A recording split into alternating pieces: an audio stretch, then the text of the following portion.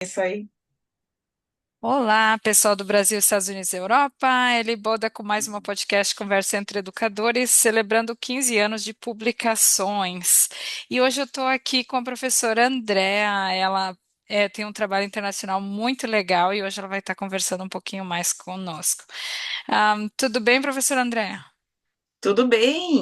Um prazer estar aqui contigo Tá e com todos falando. que vão assistir. Obrigada. Tá falando de onde? Passo Fundo, Rio Grande do Sul, Brasil. Vamos. Passo Fundo, Brasil. A conversa entre educadores surgiu em Passo Fundo e é sediada no estado de Washington desde 2011. Por isso que às vezes o pessoal está vendo vários educadores importantes, relevantes para Passo Fundo. Professor André, vou pedir para te se apresentar, por favor. Tá bem. Bom, então a minha formação primeira ali é a de arquitetura e urbanismo, tá? Me formei na Federal de Pelotas, sou natural de Pelotas, Rio Grande do Sul, e em seguida também fiz meu mestrado em planejamento urbano e regional na URGS, em Porto Alegre. Depois, então, daí comecei também, em paralelo também às atividades de arquitetura, com escritório, a ministrar aulas, então, na universidade. E comecei por Cruz Alta, né, interior também do estado do Rio Grande do Sul, na Unicruz, fiquei 7 anos, coordenei o curso de arquitetura lá também. Depois, em seguida, dei aula na UPF, em Passo Fundo, e fui vindo, então, para a Atos Educação, que eu já estou agora, né, fazem 17 anos, nos últimos 17 anos, então, eu comecei ali na Atos quando eu era em MED, e então comecei pelo curso de gestão pública, em seguida consegui ali organizar com o pessoal o curso de arquitetura, onde organizei todo o curso, fiquei coordenando ali o curso por 6 anos. Em seguida, então, finalizei meu doutorado nesse meio tempo aí. Fiz o doutorado também na URGS e fiz um sanduíche em Portugal, fiquei 5 meses e tive a oportunidade pela primeira vez de ir para os Estados Unidos, no MIT, porque o meu co-orientador, então, da minha dissertação, trabalhava com habitação também e ia fazer um sabático, então, no MIT, de um mês, e ele me convidou para ir também. Daí eu fiquei lá também, fiquei um mês nesse período. Daí, no caso da arquitetura, depois desses 6 anos aí, finalizei meu doutorado lá por 2014 e 2016 a gente começou o mestrado em arquitetura e urbanismo aqui na Atos e fui migrando então para as orientações nesse período. E desde então, estou no mestrado, agora a gente tem o doutorado em arquitetura também, mas desde 2021, ali com aquele período de pandemia, 2018, 2019, eu fiz meu pós-doc, retornei para os Estados Unidos. Eu pensei assim: olha, aqui estão as melhores universidades dos Estados Unidos, eu vou ter que voltar. E voltei depois que terminei meu doutorado em 2014 e fui voltar em 2018, com uma oportunidade também em Las Pal, que é afiliada à Harvard University. Fiquei, então, fui umas 3 vezes, ficava 15 dias, voltava, ia mais 15 dias, fiquei um mês também depois, e finalizei um pouquinho antes da pandemia meu pós-doc em aprendizagem baseada em projetos. Entrevistei vários pesquisadores, professores, visitei makerspaces, hackerspaces, laboratórios de fabricação digital, e várias metodologias que o pessoal usava, e finalizei daí em 2019 meu pós-doc, e com isso eu trouxe várias ideias para o Brasil e comecei a fazer várias brinquedos educativos, fazer ações com as escolas na volta da Atos, que eu sempre fui da extensão de me mexer muito com a comunidade local e tudo mais, e veio a pandemia. Daí, então, a gente começou a dar formações para os professores da educação básica, conectando a arquitetura com a educação básica bem ali na pandemia mesmo. Daí, com isso, no retorno ali, 2021, eu montei startup chamada Missão Criativa, que exatamente leva as habilidades da arquitetura para a educação básica, como criatividade, modelagem 2D, 3D, robótica criativa, e trouxe, então, o que eu já tinha experiência muito no ensino superior, mas não na educação básica e nem no ensino, né, de educação infantil. Mas como também nesse intermédio todo tive duas filhas, né, uma de 9 e uma Uhum. de 11 agora, me interessei cada vez mais pelas crianças e comecei a levar, então, todo esse aprendizado e também o co-design com os gestores, né? A gente conversar que como a gente está fazendo hoje, somos de áreas diferentes, mas a gente tem muitas coisas em comum para trocar e expertises, e eu entendia também que a comunidade escolar da educação básica ali também tinha. E realmente tem, né? Então, troquei bastante nesse período todo com os pais, com os alunos. Então, agora a gente tem eu estou também, além de ministrar aula, ter os orientandos, eu também, então, estou com a missão criativa, tem cursos chamado Missão Maker, Startup Kids, e tem brinquedos educativos feitos em papelão, que daí comecei a projetar, fiz a fábrica de brinquedos Papai Noel e tudo mais. Já impactamos mais de 5.000 crianças, e em várias Olha que localidades. interessante. Papelão é Isso um é, material bem acessível, né? Tem alguma coisa para mostrar, exatamente. já pulando um pouquinho? Tenho. Parei que eu já vou puxar que, olha, já tem um brinquedo aqui atrás, ó. Deixa eu ver, ó. Esse daqui a gente fez até para a Prefeitura de Santa Maria. Acho que eu vou ter que tirar um pouquinho aqui, ó. Uhum. Então, ele tem canaletas, tem tiras, né?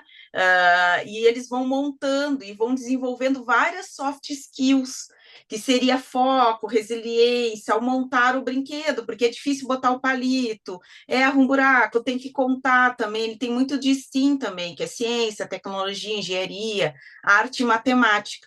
Então, a gente tem vários, temos mais de 30 brinquedos no portfólio, desde brinquedos assim pequenos até brinquedos grandes, Olha que também interessante. casa, foguete e tudo mais. E o papelão veio mesmo da uma demanda que eu sempre dava aula de fabricação digital, com a cortadora laser e tudo mais. Os alunos começavam a fazer maquete, saía muito caro fazer em MDF e tudo mais. Eu comecei a testar o papelão lá em 2017. E o pessoal comentava: mas agora tu fez os brinquedos, fez a casa, mas sai vender. O que que as mães ficavam loucas? Eu disse: mas não estava ainda, né, com a ideia ainda de empresa, mas daí pressionada depois de 2021 com a pandemia e tudo mais, com as escolas precisando também de uma assessoria de brinquedos mais físicos, né, que as crianças estavam necessitando disso, a gente começou então, projetei mais brinquedos ainda, e agora a gente tem um portfólio bem grande, assim, de brinquedos. Daí a gente faz tanto para escolas públicas como privadas. Temos também financiamento, tanto dos órgãos públicos, como também financiamento de empresas. Então a gente fez vários, vou até mostrar depois, mas vai perguntando. Deixa eu ver se eu vou pegar aqui os outros brinquedos aqui atrás. Não, parabéns pelo trabalho. A Vai gente falando. vê, né, que fez essa experiência internacional e trabalhando com arquitetura e acabou trazendo Sim, então para as famílias agora, não só para as escolas. Alguém pode exatamente. comprar os brinquedos individuais? Sim, pode comprar individual, né? Tem o nosso site também, que daí a gente vende para todo o Brasil. E a gente tem feito várias ações com as escolas. Vou mostrar aqui um pouquinho aqui na frente. Aqui, acho que vou ter que tirar o coisa, vai dar um pouquinho. A maquete, então, essa daqui é da B8 aqui. Então, a gente faz até ensino do processo produtivo das indústrias. Tem vários exemplos, né? E a gente vai levando muito também realidade virtual. A gente tem trabalhado, porque a arquitetura domina muito essa parte de modelagem, e workshops imersivos também. E os mestrados e doutorados têm se alinhado com isso também. A gente já tem trabalhado também com crianças com autismo, trabalhado também com brinquedos com tecnologia assistiva, porque eu trabalhei por muito tempo e ainda trabalho com as pessoas com deficiência visual também. Eu comecei até a fazer maquetes táteis, né, plantas táteis, para Hum, fazer prédios para a nova associação da PASSE, que é a Associação Passo-Fundense de Cegos. Então, a gente sempre trabalhou muito com co-design, que é essa troca. Eles participaram ativamente dos projetos, porque eles conseguiam tatear e olha que opinar, legal. exatamente. Então, tem um trabalho muito, até a gente ganhou um prêmio da Fundação Banco do Brasil de tecnologias sociais. Então, eu acredito muito nisso na educação como é transformadora, né? E a gente, essas trocas com todos nós e entre todas as profissões é muito benéfico assim para todo mundo. Concordo plenamente. E esse uso do papelão em maquetes é uma ideia inovadora. Ela foi patenteada? É segredo da empresa ou dá para contar um pouquinho como que chegou no ponto certo? Olha só, a gente está em processo, tá, de fazer algumas propriedades intelectuais de alguns brinquedos, principalmente os encaixes, que são diferentes, né? Então, tem os encaixes, a gente, tem um avião lá que tem um encaixe diferente. A gente tem usado também para educação patrimonial e artística. Fizemos um trabalho onde a gente abrangeu 120 crianças ano passado, financiados pelo Fundo Social do Sicredi também, e pelo Instituto Aliança Empresarial, onde a gente fez aqui vários prédios históricos também de Passo Fundo, Antigo Moinho, Museu Ruth Schneider, fizemos CTG, Gari. Então, isso também é outra coisa. Então, a gente está no caminho de patentear tanto a questão do método de ensino, porque a gente usa muito dessa questão da aprendizagem criativa, divertida, mão na massa e do mundo real, e essa conexão da arquitetura, que muitos dizem, mas a arquitetura já tem as atribuições dela, por que vocês estão se metendo em educação? Mas a educação é a base de tudo, né? Educação básica, né? Então, para chegar no ensino superior. Então, acho que isso tudo é o que é o diferente, o que a gente diferencia de tudo é isso, né? E claro, a gente tem os designs de todos os produtos e tudo mais. E a gente ensina também eles a como projetar seus brinquedos. Isso também que é mais legal, desenhar, como usar os softwares específicos para isso. E as crianças estão muito aptas para isso, porque são 100% nativas digitais, então elas pegam Uhum. muito rápido. É só canalizar elas para as boas tecnologias e não serem consumidoras passivas e sim produtoras de tecnologia.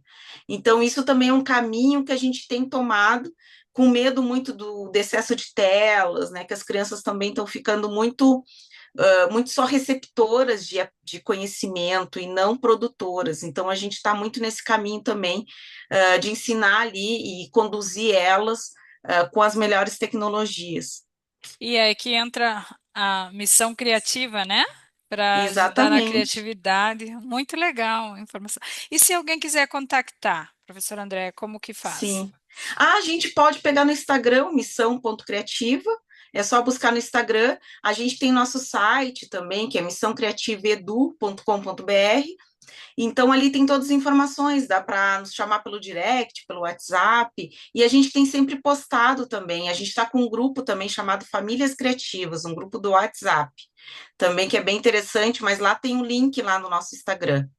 E estamos fazendo várias ações, Porto Alegre, Santa Maria, Marau, Passo Fundo. Então, estamos em várias cidades, associados também a escolas locais.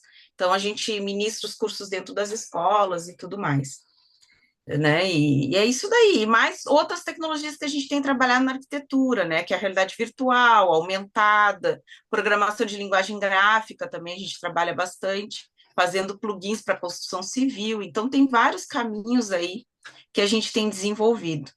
Olha, Isso pessoal que aí. está escutando, quiser contactar a professora Andréa, das muitas opções, muitas áreas de conhecimento.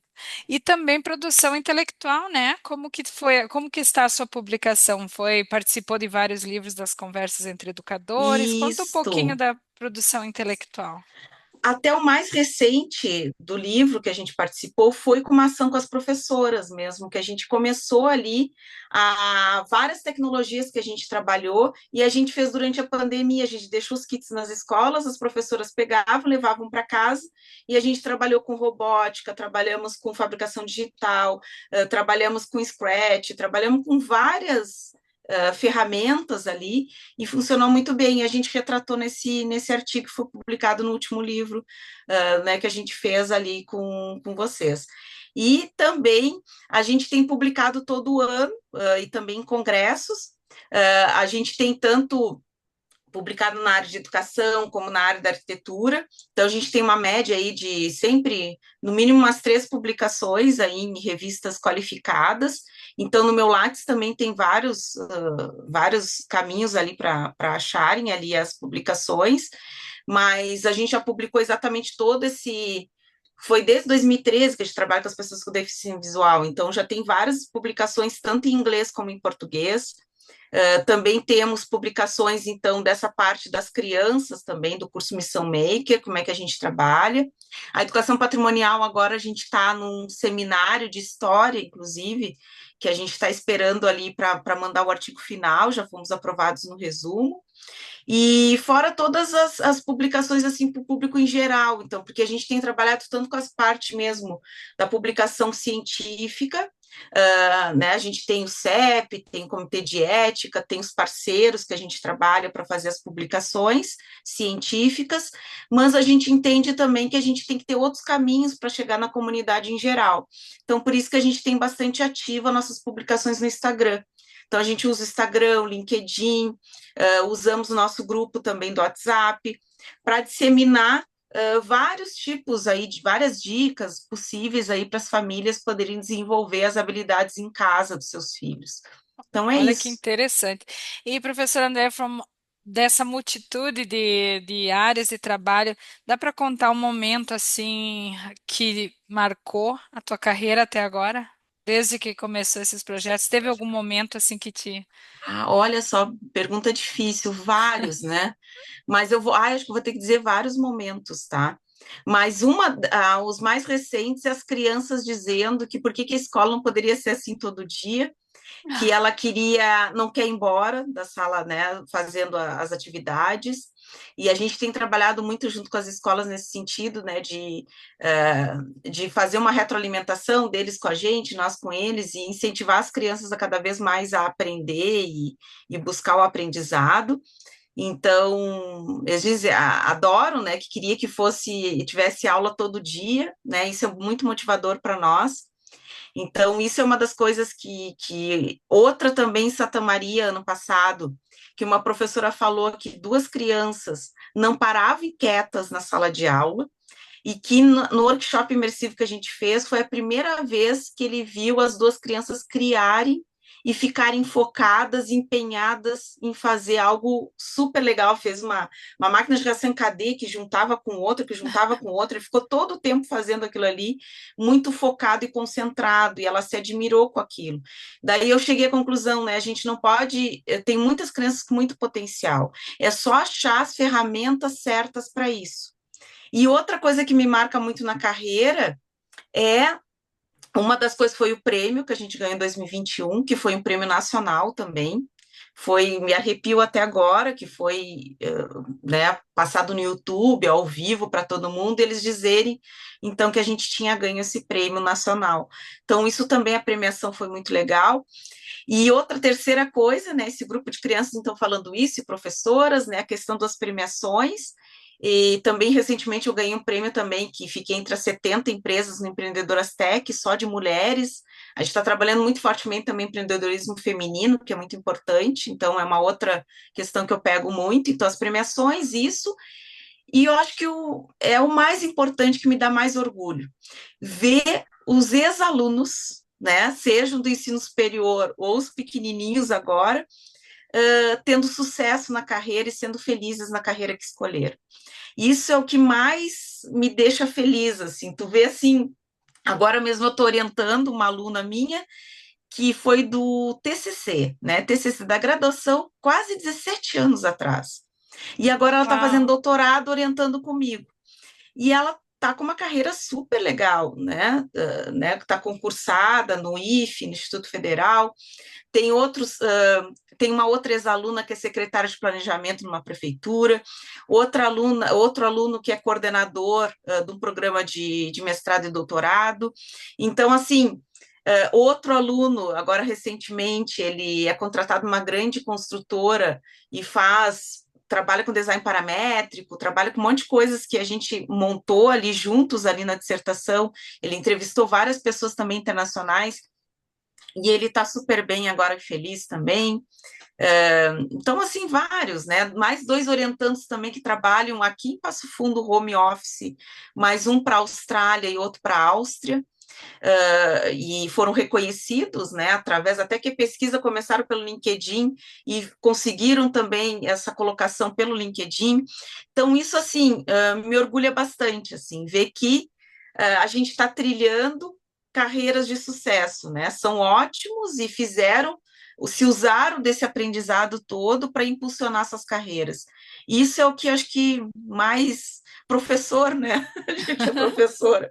É o que mais nos orgulha é ver que está surtindo efeito, entendeu? Está surtindo efeito e a gente está espalhando isso pelo mundo todo, pessoas que vão fazer a diferença. Eu acho que Olha que isso que é lindo. o, né, muito que me motiva. É uma vocação mesmo. Agora, uma pergunta rápida, Exatamente. curiosidade. Tu trabalha com escolas particulares, da rede pública? Nota-se alguma diferença? Porque muitos dos professores que assistem nosso podcast agora estão falando, né? Eu sei que você leva os recursos. Se te contratarem né, com um workshop, você vai levar todos os recursos. Mas dá para notar a diferença de escola pública e privada, a questão da clientela? Dá para notar, tá? E dá um pouco de tristeza às vezes, tá? Tristeza, mas também esperança, tá? É as duas coisas. Porque o que que acontece? Nas escolas privadas, as crianças têm muito mais oportunidades, tá? Não é uma questão de potencial. Potencial Uhum. eles saem no mesmo, tá? Eles têm potencial de aprendizado, têm inteligência, têm, tá? Tem todos os recursos, né, vamos dizer, físicos para isso. Porém, não tem oportunidades, né? As oportunidades são bem distintas, né? Enquanto que uma escola privada eles têm vários professores de várias áreas, né, com as suas expertises complementares. Muitas vezes a escola pública tem um professor só, que se vira nos 30, né, para dar atenção para todas as disciplinas e todos os conteúdos e tudo que precisa desenvolver na criança. E, além do mais, falta os recursos em casa, né? Então, a gente escutar de uma criança, era o sonho meu usar uma caneta de duas pontas, uma canetinha hidrocor, Nossa, entendeu? tá. Então tu pensa assim, falta recursos, entende? Imagina a criança com uma canetinha de duas pontas, com uma caneta 3D em casa, o que que ela não criaria, entendeu? Com os recursos de tipos de papéis e coisa. Só que geralmente, né, os recursos são escassos, ela não tem acesso às tecnologias antigas, né? Vamos dizer, porque canetinha é uma tecnologia antiga, né? Pode-se dizer. Então Uhum. não tem acesso ao básico. Então, ela já sai a partida diferente de quem está em escola, né, privada. E isso me entristece, mas ao mesmo tempo a gente está tentando exatamente ter bastante workshops, bastante ações para mostrar que tem muitas possibilidades, né? Dar acesso a isso para eles verem que tem muitas possibilidades aí pela frente e que eles vão conseguir passar pelas dificuldades, né? E seguir avante. Eu Bom, acho que, né? meus colegas aí das secretarias de educação, é muito importante esses workshops, tanto nessa missão Exatamente. criativa quanto os outros que puderem contratar. A nossa podcast tem tempo limitado, eu vou dizer para você deixar uma mensagem final ao público. Olha, mensagem é o seguinte para todo mundo: sejam visionários, né? Pense avante, tá? E não se entristeçam se alguém disser que aquilo que vocês querem fazer é impossível, né? Ou não percam as esperanças e parem de tentar, né? Continue tentando, continue mudando o ensino, continue fazendo a sua parte e tenham um propósito de vida. Duas dicas, né? Essas sejam visionários e tenham um propósito de vida e acreditem naquilo que vocês estão fazendo que vai surtir efeito. Só que as coisas às vezes não acontecem a curto prazo, né? Eu falei aí, ex-alunos de 17, 20 anos, né? As coisas têm que ser construídas e tem que ter constância. Então, tendo constância e a gente abrindo os caminhos e não esperando até políticas públicas, outras coisas que aconteçam, e você mesmo tentando fazer, faça você mesmo, que a gente vai conseguir mudar aí, de pouquinho em pouquinho, o mundo para melhor. Isso aí. Muito obrigada, professora Andréa, e pessoal, até a próxima podcast.